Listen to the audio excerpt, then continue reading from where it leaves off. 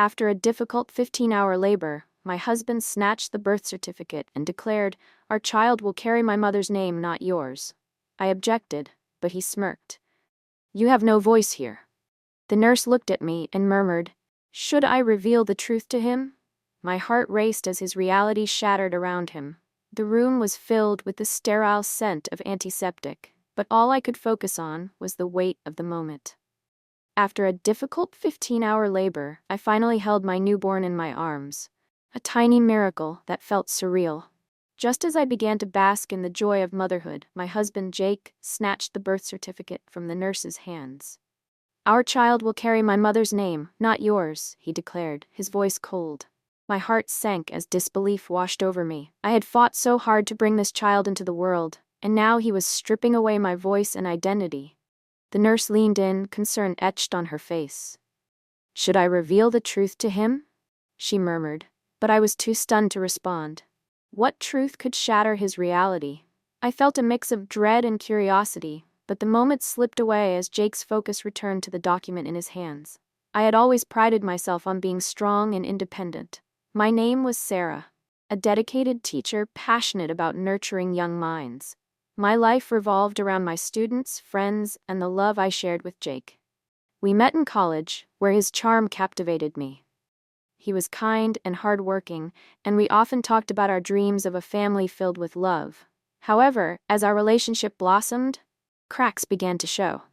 Jake's excitement about our pregnancy quickly morphed into possessiveness. His mother, a formidable presence, had always been a point of contention.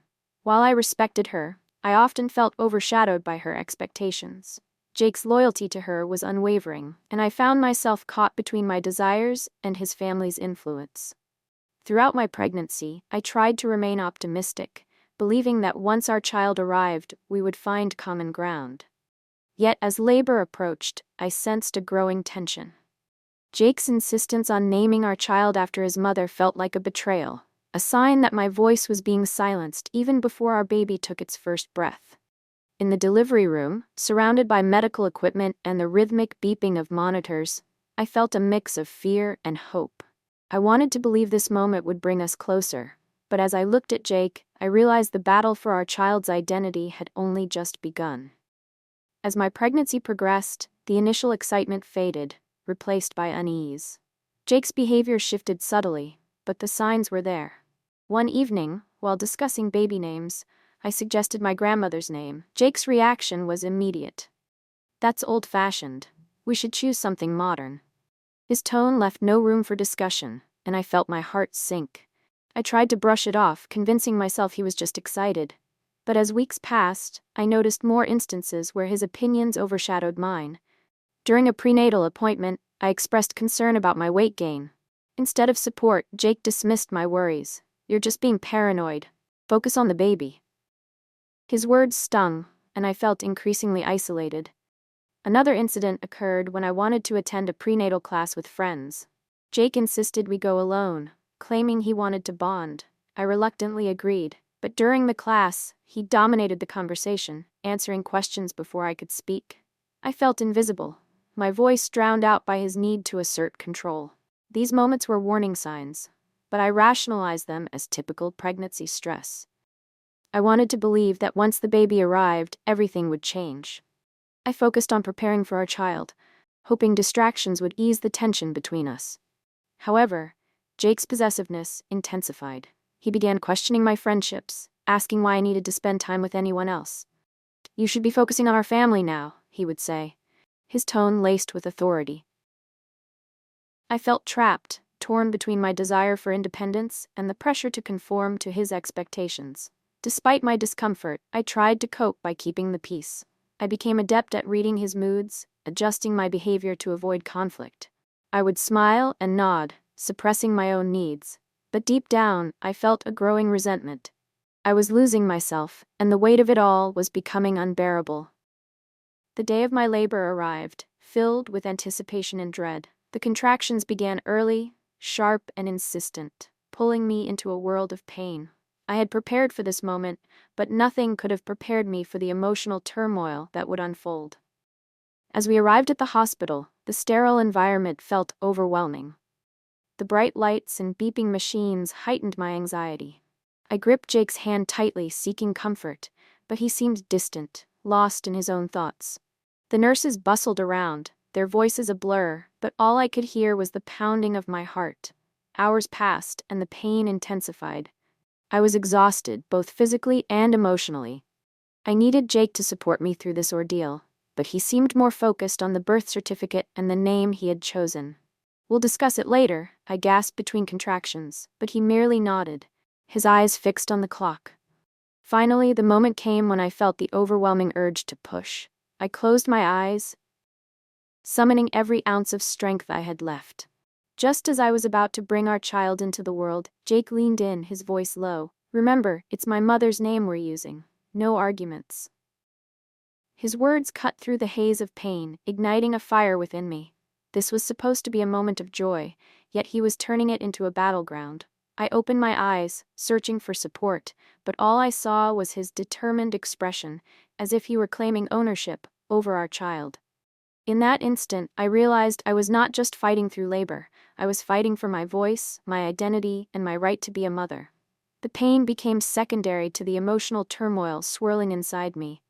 I felt trapped, suffocated by his control, and I knew I had to reclaim my power. As I pushed, I could hear the nurse's voice urging me on. "You can do this, Sarah. Focus on your baby." Her encouragement pierced through my anger, reminding me of the love I had for my child. I took a deep breath, channeling my frustration into strength, determined to emerge from this experience not just as a mother, but as an equal partner in our family. As the labor pains subsided and the cries of my newborn filled the room, a wave of emotions washed over me. I held my baby for the first time, a tiny being that represented hope and love. But amidst the joy, a storm brewed within me. I looked at Jake, who was beaming with pride, yet I felt a chasm growing between us. In the days that followed, as we settled into life with our newborn, I began to process everything that had happened. The nurse's question lingered in my mind. Should I reveal the truth to him? What truth? I had brushed it aside during labor, but now it felt like a puzzle piece I desperately needed to fit into the bigger picture. I started to reflect on the patterns of manipulation I had accepted for too long. Jake's insistence on naming our child after his mother wasn't just a preference, it was a power play. It reminded me that my voice didn't matter. I recalled the moments leading up to the birth, the dismissive comments about my feelings, the way he had sidelined my opinions, and how I had allowed it to happen. Suddenly, everything clicked into place. I remembered the prenatal class where he had dominated the conversation, the way he had questioned my friendships, and how I had felt increasingly isolated. I had been so focused on keeping the peace that I had ignored the warning signs. The realization hit me. I was not just a passive participant in my life. I had the power to reclaim my narrative. As I cradled my baby, I felt a surge of determination. This child deserved a mother who would stand up for her rights, who would teach them the importance of having a voice. I couldn't let Jake's controlling behavior dictate our family's future. I needed to set boundaries, not just for myself, but for my child as well. I began to envision a different path. I would no longer allow Jake to dictate our family dynamics. I would assert my role as an equal partner, not just in name but in action. I thought about how I could approach the conversation with him, how I could express my feelings without fear of his reaction. The first step was acknowledging my worth. I had spent too long doubting myself, allowing his opinions to overshadow my own. I realized that my feelings were valid, and I deserved to be heard. With each passing day, I felt my confidence grow. I started to articulate my thoughts more clearly, voicing my concerns about our child's name and the importance of both parents being involved in decisions. I knew it wouldn't be easy, but I was ready to confront the challenges ahead. As I looked down at my baby, I felt a renewed sense of purpose. This was not just about me. It was about creating a healthy environment for my child, one where love and respect flourished. I was determined to break the cycle of control and manipulation to forge a new path for our family. In the days following the birth, I felt more isolated than ever. Jake was consumed with his own excitement, often dismissing my feelings as mere postpartum emotions. I needed someone to talk to, someone who could validate my concerns and help me navigate this new reality. That's when I reached out to my sister, Emily.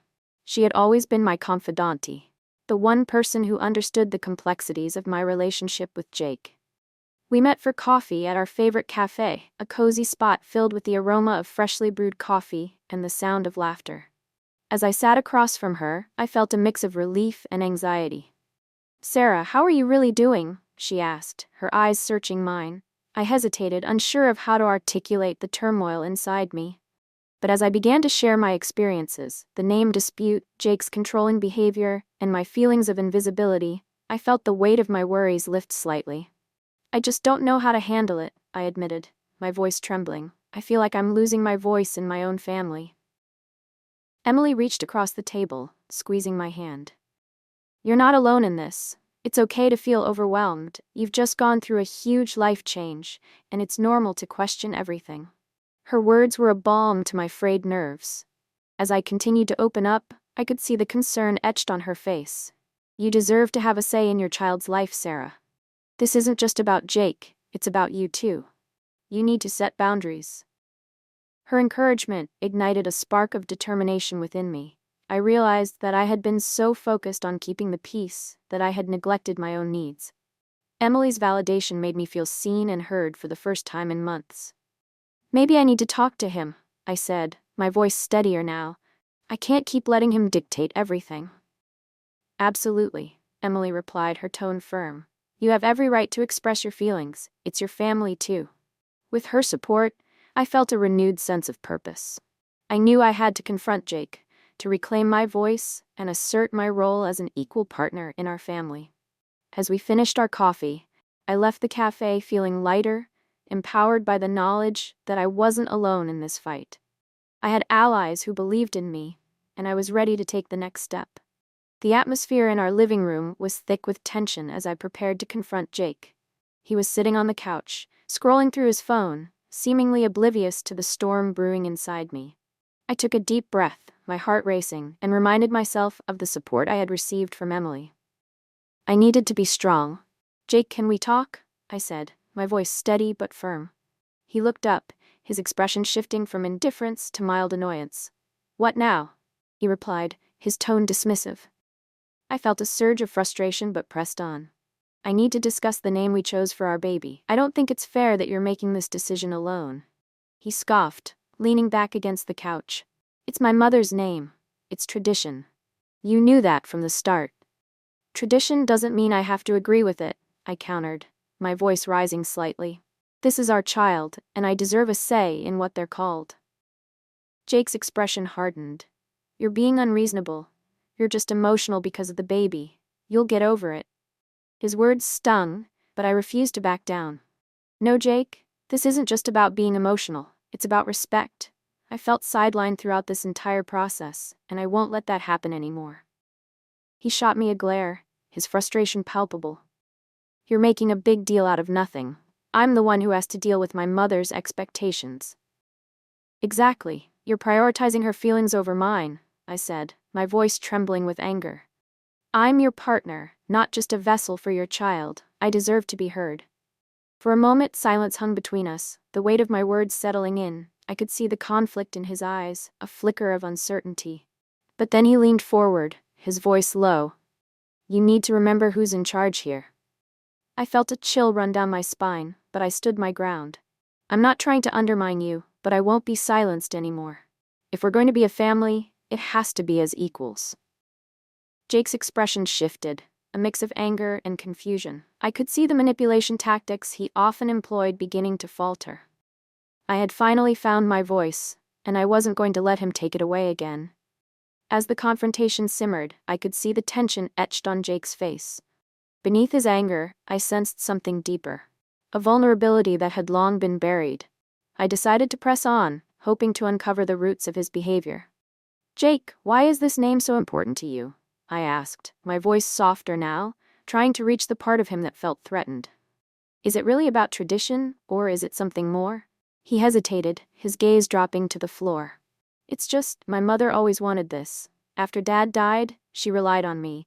I promised to take care of her." His admission struck a chord. I remembered the stories he had shared about his childhood, how his mother had leaned on him for emotional support after his father's passing. It was a heavy burden for a child to bear, and I realized that this dynamic had shaped his view of family and responsibility. But Jake, you're not just her caretaker anymore. You have a family of your own now, I said gently. You can't let her expectations dictate our lives. He looked up, his eyes filled with conflict. I know, but it's hard. I don't want to disappoint her. She's always been there for me. I took a deep breath, feeling the weight of his struggles. I understand that, but you also need to consider what's best for us. We can honor your mother without losing ourselves in the process. As I spoke, I felt a shift within myself. I was no longer just defending my position. I was advocating for our family's future. I wanted Jake to see that his loyalty to his mother didn't have to come at the expense of our relationship. Jake, I love you, but I can't keep sacrificing my voice for the sake of tradition, I continued. We need to create our own identity as a family, one that reflects both of us. His expression softened, and for the first time, I saw a glimmer of understanding. I didn't realize how much I was pushing you away, he admitted, his voice barely above a whisper. I just thought I was doing what was right. In that moment, I felt a flicker of hope. Perhaps this confrontation could lead to a breakthrough, a chance for us to redefine our relationship and build a healthier foundation for our family. With the weight of our conversation still lingering in the air, I knew it was time to take decisive action. I couldn't allow Jake's past to dictate our future any longer. I needed to establish boundaries that would protect my voice and our family's identity. The next morning, I sat down with a notebook, jotting down my thoughts and feelings.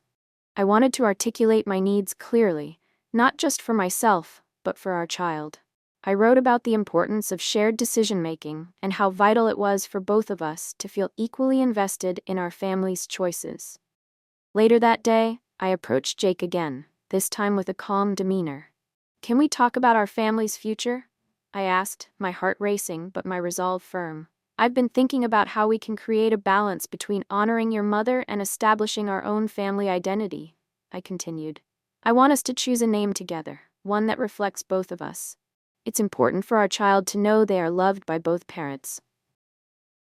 Jake listened, his expression contemplative. I could see the gears turning in his mind. I want that too, he finally said, his voice steady. I just didn't know how to approach it. We spent the next hour discussing potential names, sharing our thoughts and feelings openly.